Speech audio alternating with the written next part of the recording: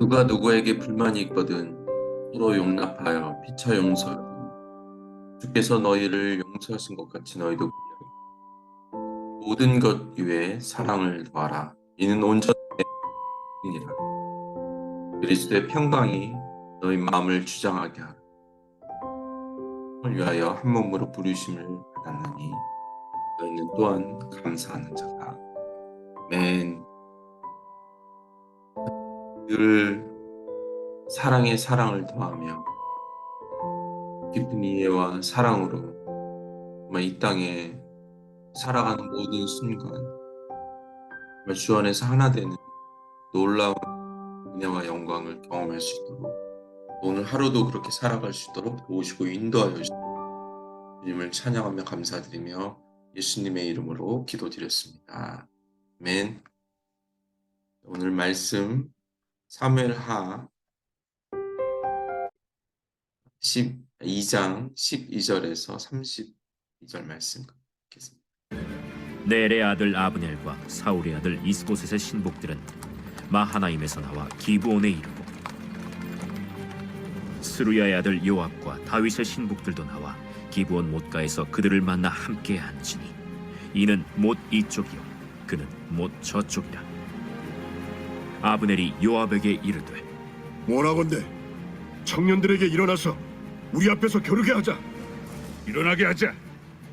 하매 그들이 일어나 그 수대로 나아가니 베냐민과 사울의 아들 이스보셋의 편에 12명이요 다윗의 신복 중에 12명이라. 각기 상대방의 머리를 잡고 칼로 상대방의 옆구리를 찌르매 일제히 쓰러진지라. 그러므로 그곳을 헬갓 핫수림이라 일컬었으며 기브온에 있더라.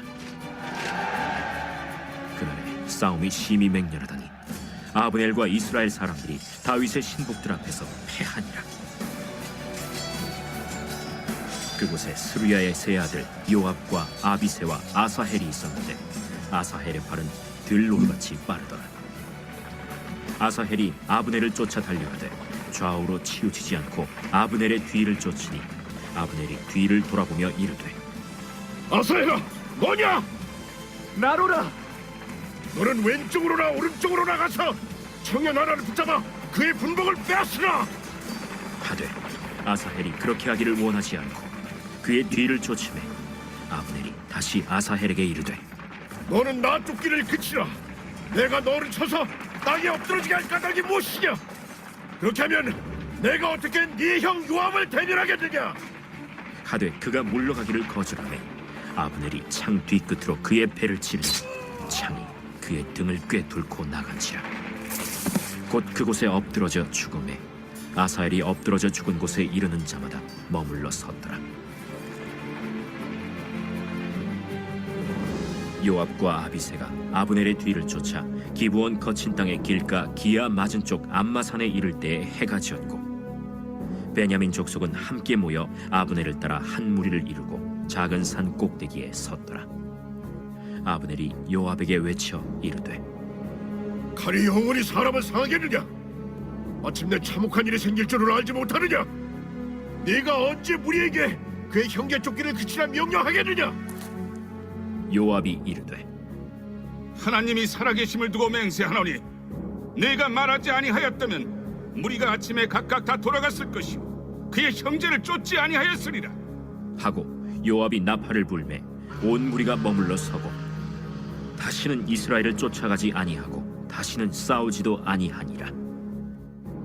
아브넬과 그의 부하들이 밤새도록 걸어서 아라바를 지나 요단을 건너 비드론 온 땅을 지나 마하나임에 이르니라. 요압이 아브넬 쫓기를 그치고 돌아와 무리를 다 모으니 다윗의 신복 중에 19명과 아사헬이 없어졌으나 다윗의 신복들이 베냐민과 아브넬에게 속한 자들을 쳐서 360명을 죽였더라. 무리가 아사헬을 들어올려 베들레헴에 있는 그의 조상 묘에 장사하고 요압과 그의 부하들이 밤새도록 걸어서 헤브론에 이를 때 날이 밝았더라. 네, 오늘 본문은 이스라엘과 유다의 기브온의 전투를 다루고 있습니다. 이제 이스라엘과 유다는 두 왕을 섬기고 있기 때문에 신하들은 각기 자신의 왕을 위해 충성을 하고 있습니다. 결국 왕의 존재만으로 두 나라는 싸움을 할 수밖에 없는 그런 운명을 지니고 있었습니다. 그러니까 한 나라가 두 나라가 되는 것 자체는 불행입니다. 이제 북쪽에 있었던 이스라엘이 마하나임을 떠나 지금 기브온까지 멀리 내려왔습니다. 거의 밤새도록 가야 도착할 수 있는 장소이기 때문에 군대를 정비하고 하룻길을 걸어갔다고 생각할 수 있습니다. 13절에 두 명의 장관들이 등장하죠. 아브넬과 요압, 북이스라엘의 아브넬과 다윗의 신복 요압이 등장하고 있습니다. 이 요압은 다윗의 이복 조카였죠. 그러니까 배다른 누나의 아들이었습니다. 앞으로도 이 요압은 다윗을 조금 슬프게 만드는 그런 역할들을 하게 됩니다. 아브넬과 아마샤와 압살롬을 살해하는 장본인이 되어 다윗을 괴롭게 하고 이후에 다윗의 아들 솔로몬에 의해 요압은 죽게 되죠. 지금 오늘 전쟁을 보면 팽팽하게 대치하고 있다가 14절에 보면 아브넬이 싸움을 거는 것을 볼 수 있습니다. 하나님은 북이스라엘의 이스라엘의 왕이었던 그 사울 왕의 베냐민 집을 선택하였지만 이제 이 전쟁을 통해서 유다 지파, 다윗의 지파를 하나님의 왕위로 이어가심을 볼 수 있습니다. 12지파 중에 이제 하나님은 유다 지파를 통해 하나님의 왕권을 이어가심을 선포하게 되는 것입니다. 이 싸움이 맹렬해지고 헷갓 하수림이라는 이름을 적었죠. 이 말은 칼날의 밭이라는 뜻입니다. 그 맹렬한 싸움이 이 장소에서 있음을 우리가 볼 수 있습니다. 이 전투로 인해 요압의 동생 아사엘이 죽게 되죠.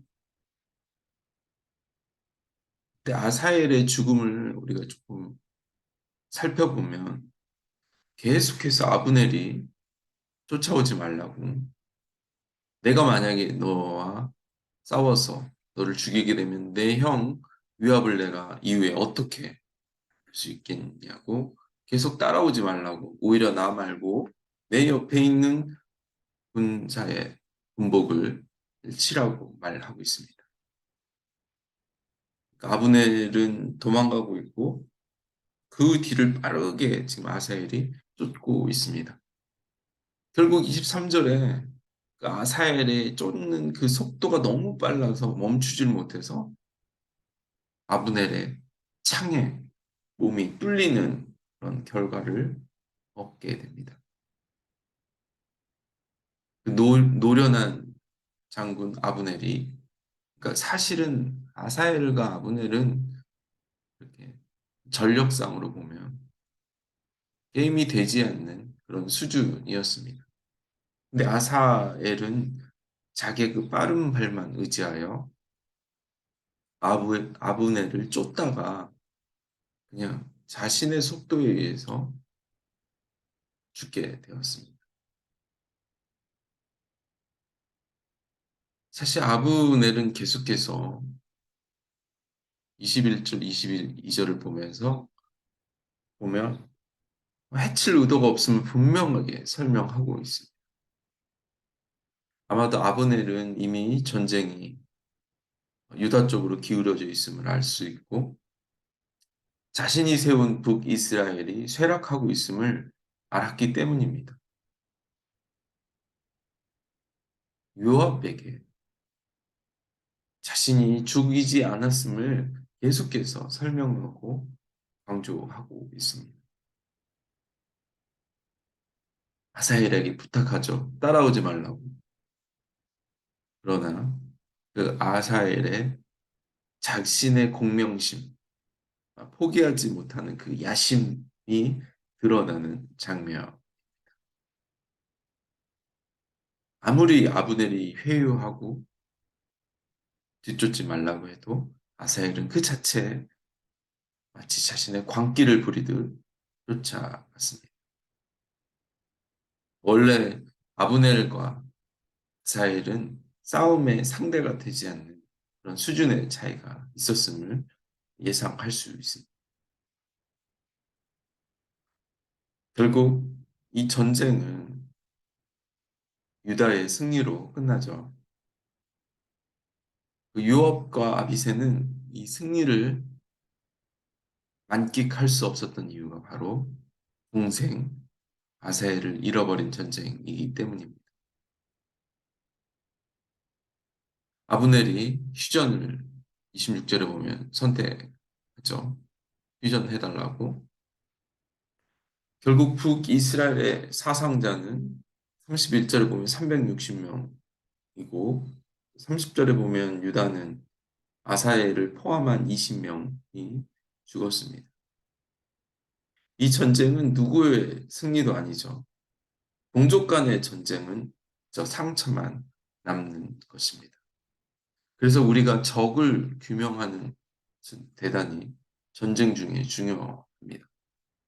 아군과 적군을 잘못 사용한다면 결국 이 이스라엘의 오늘 북이스라엘과 남유다의 전쟁 같이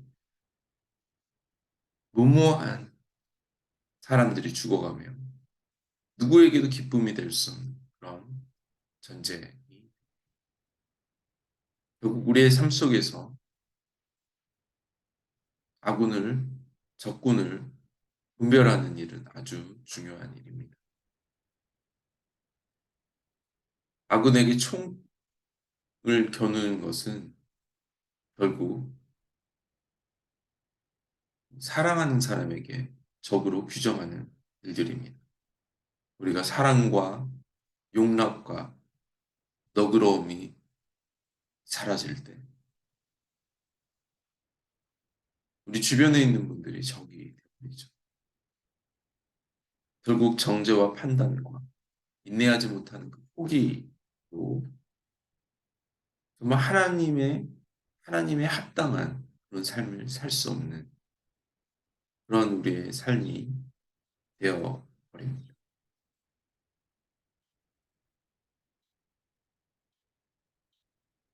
이기심과 시기심으로 북이스라엘이 유다를 합계를 오며 칼의 힘으로 총뿌리의 그 힘으로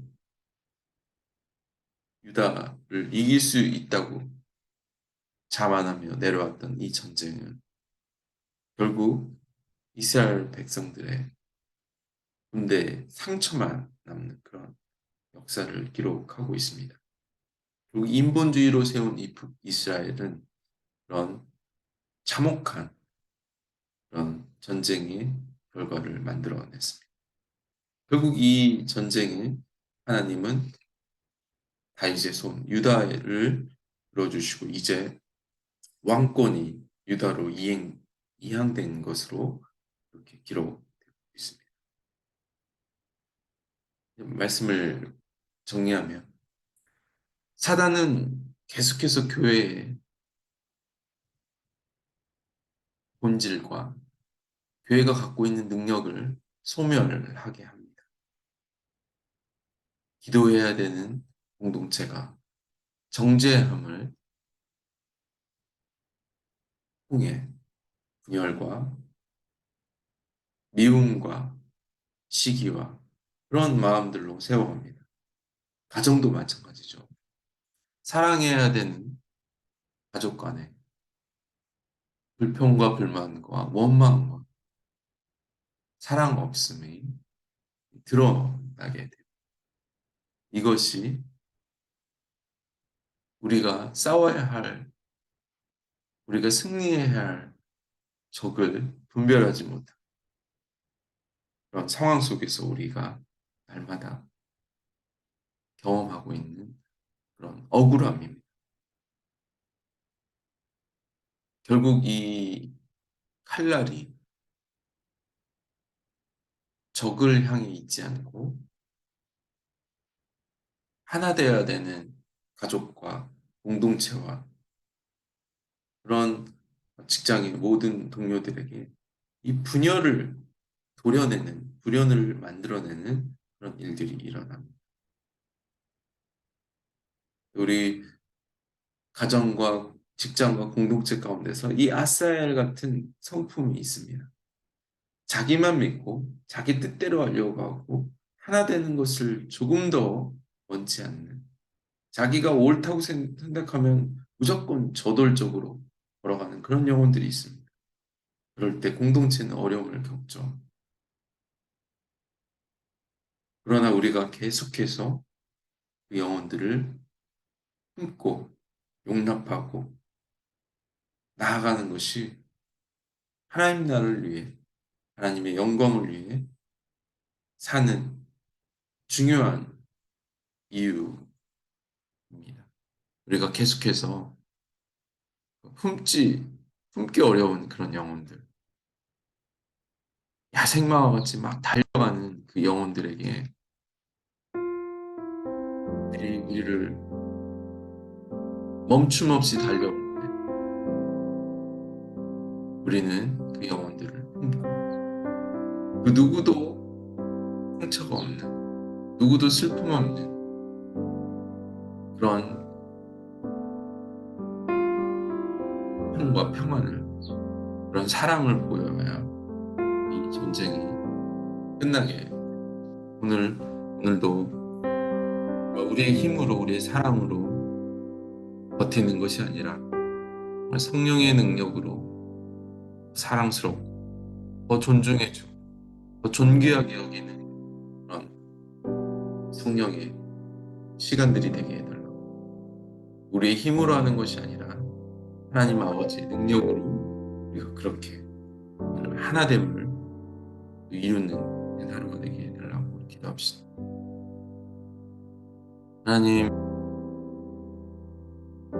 날카로운 그 칼날이 때로는 나에게, 나의 가족과 주변에 있는 사람들에게, 교회와 내가 소속해 있는 직장과 학교와 주변에 있는 모든 사람들에게 나의 그 칼날 때문에 찔리며 상처받는 영혼들, 하나님 분명하게 칼집에 칼을 넣는 그런 성품이 될 수 있도록 또 적을 향해 싸울 수 있는 분별함과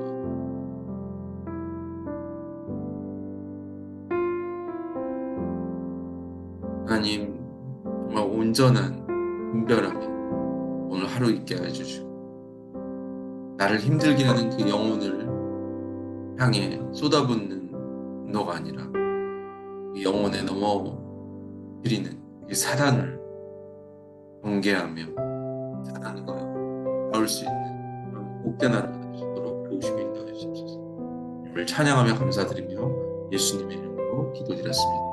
아멘. 오늘도 승리하는 복된 하루가 되시기를 축복합니다.